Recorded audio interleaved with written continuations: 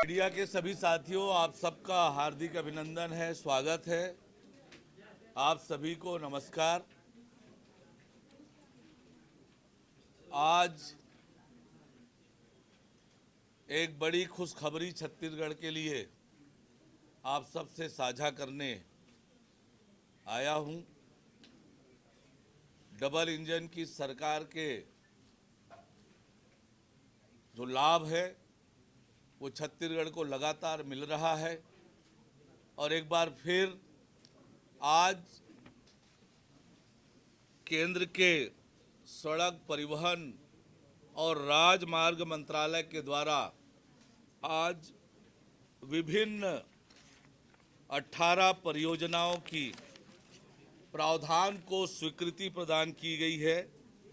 लगभग 253.21 किलोमीटर कुल राशि 3,289 करोड़ रुपए के प्रावधान किया गया है। आज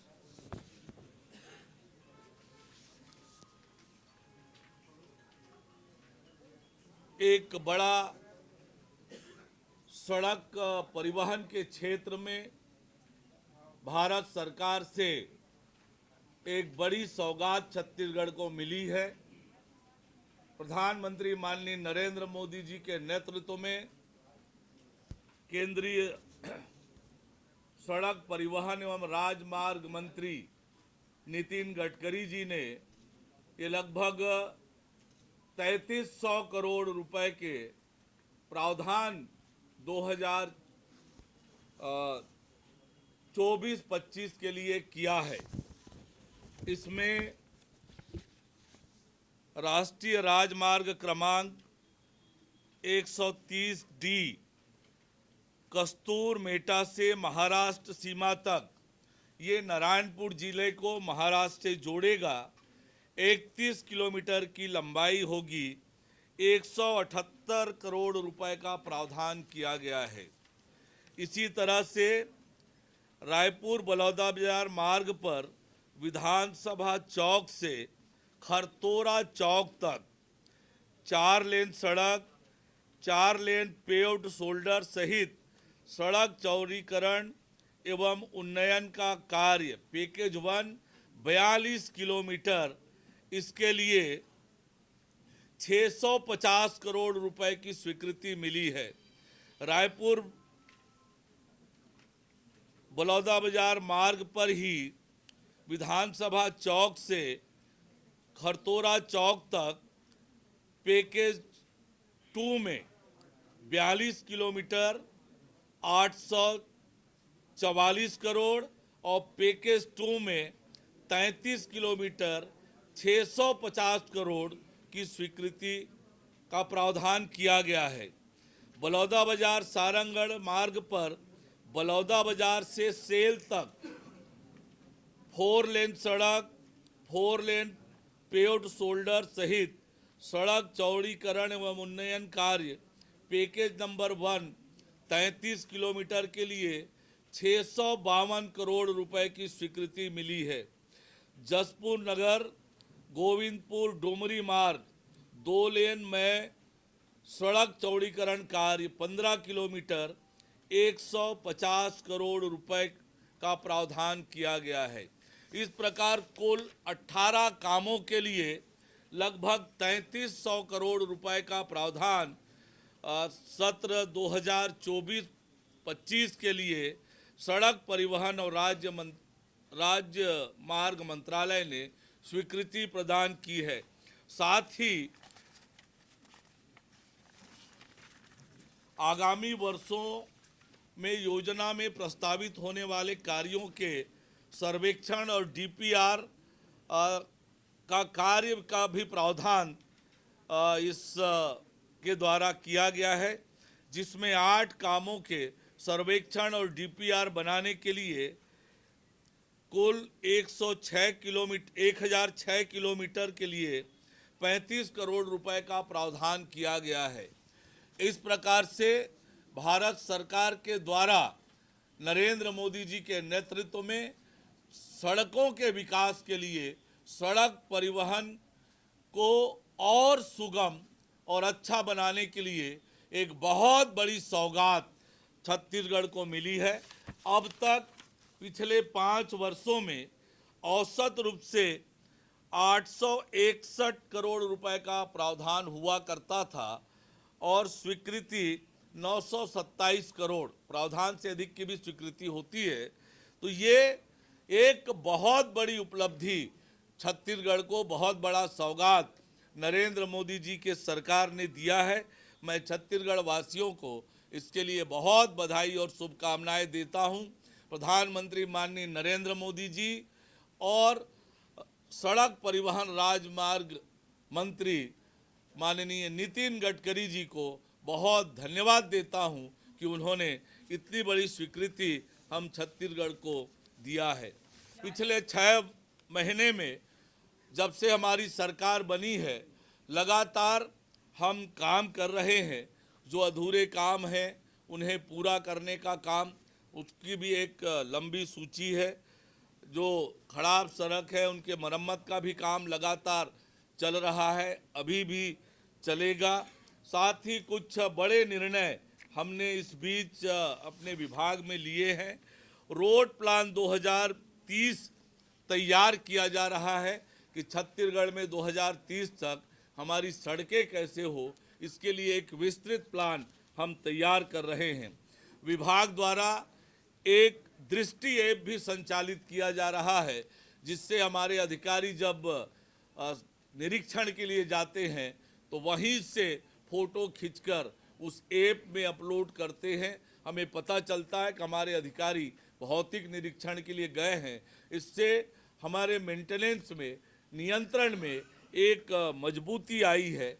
साथ ही एक डैशबोर्ड तैयार करने की हम तैयारी कर रहे हैं, ताकि एक क्लिक में ही पूरे प्रदेश भर में कहाँ क्या काम चल रहा है सड़कों का, ये एक स्थान से बैठकर देखा जा सके। इसकी भी तैयारी हम तेज गति से कर रहे हैं। तो आज ये बड़ी उपलब्धि छत्तीसगढ़ को हासिल हुई है। ये 5 गुना अधिक, 4 गुना अधिक राशि, आप 4 गुना अधिक राशि खर्च के लिए है कि 4 गुना अधिक सड़कें बनेंगी?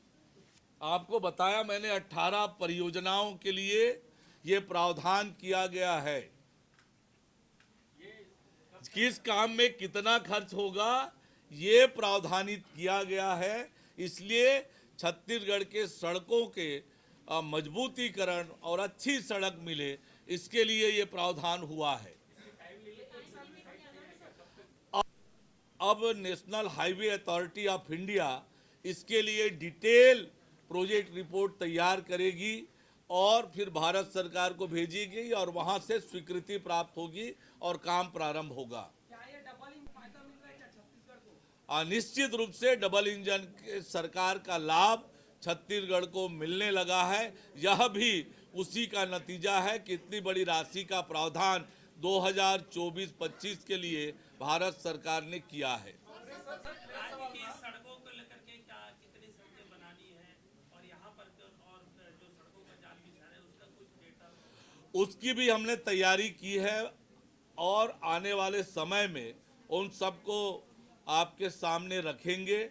हमने और बहुत सारे सड़कों को नेशनल हाईवे में स्वीकृति कराने के लिए हमने प्लान तैयार किया है। माननीय मंत्री जी से मिलकर वो उनके सामने रखेंगे।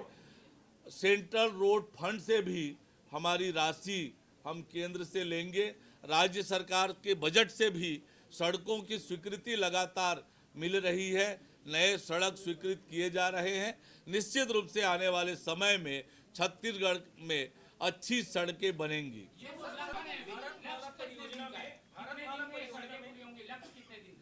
देखिए, अभी ये प्रावधान हुआ है, डिटेल प्रोजेक्ट रिपोर्ट बनेगा, भारत सरकार को जाएगा, वहां से स्वीकृति मिलेगी और काम के आधार पर अलग अलग कामों की समय सीमा निर्धारित होगी। ये 5 साल के लिए है क्या ये अब आप 24-25 के लिए है। सर, भारत परियोजना में ग्रामीणों की जमीन अधिग्रहण की गई और उनको कंपनसेशन अभी तक नहीं मिला और कंस्ट्रक्शन वहां शुरू हो गया है। देखिए, वो विषय विचाराधीन है और उसको समाधान करने का लगातार प्रयास हो रहा है। कल से मंत्रियों का किस तरह से पूरी व्यवस्था रहेगी? सहयोग केंद्र कल से शुरू हो रहा है। आप भी बैठेंगे वहाँ प्रदेश भर से पार्टी के कार्यकर्ता अलग अलग समस्याओं को लेकर आते हैं। उनके मदद के लिए सहयोग केंद्र पार्टी के प्रदेश कार्यालय में संचालित होता है। चुनाव आचार संहिता के कारण वह स्थगित हुआ था। अब वह सहयोग केंद्र फिर प्रारंभ हो रहा है, जहां अलग अलग दिन अलग अलग मंत्री बैठेंगे और कार्यकर्ताओं की समस्या सुनकर उन्हें सहयोग करेंगे। संबंधित जो एजेंसी काम कर इस पर आधारित वो होता है, जब टेंडर होगा उस समय ये सारे प्रावधान किए जाते हैं। अभी तक जो गुणवत्ताहीन सड़कें बनी हैं उसके लिए किसी को दंडित किया गया है क्या, किसी अधिकारी को? पैसा करते रहे, खर्चा होते रहा, अब अदालत पे बंद रही, लेकिन कुछ महीनों बाद जो सड़क खराब हो जाती है उस पर इसको ध्यान में रखते हुए जहां पर भी गुणवत्ता की शिकायत आ रही है, जांच की जा रही है, जांच कर कार्यवाही भी की जा रही है, लगातार कार्यवाहियां हो रही है। जहां पर भी गड़बड़ी की शिकायत मिलेगी, कठोर से कठोर कार्यवाही उस पर होगी। गुणवत्ता, सड़कों की गुणवत्ता से किसी तरह का कोई समझौता नहीं किया जाएगा। धन्यवाद। तुमसे कहा था कि आप जितना प्रस्ताव ले आइए मैं स्वीकृति दूंगा। दूसरे कार्यक्रम में प्रधानमंत्री जी की उपस्थिति में उप मुख्यमंत्री टीएस सिंहदेव जी ने भी कहा था जितना मांगते हैं उससे ज्यादा देते हैं। केंद्र की सरकार ने विकास को लेकर कभी भेदभाव नहीं किया।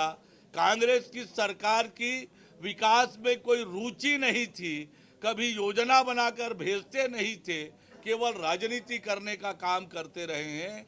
इतनी बड़ी राशि सरकार की सजगता से मिली है और काम करने की नीयत से मिली है।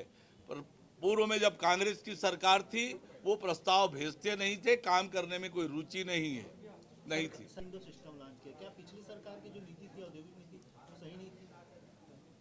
प्रदेश में औद्योगिकीकरण बढ़े, नए नए उद्योग आए, इसलिए सिंगल विंडो सिस्टम के माध्यम से जो निवेश करने वाले लोग हैं, जो उद्योग लगाने के इच्छुक लोग हैं, उन्हें एक ही स्थान पर सारी फॉर्मेलिटीज पूरा हो जाए, समयबद्ध तरीके से उनके जो अनुमति से संबंधित सारे दस्तावेज तैयार हो जाए कम समय में, ये सुनिश्चित करने के लिए सरकार ने सिंगल विंडो सिस्टम तैयार किया है।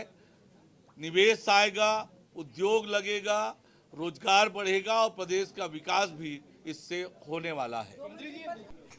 आगे बढ़ो, दुनिया आगे बढ़ेगी।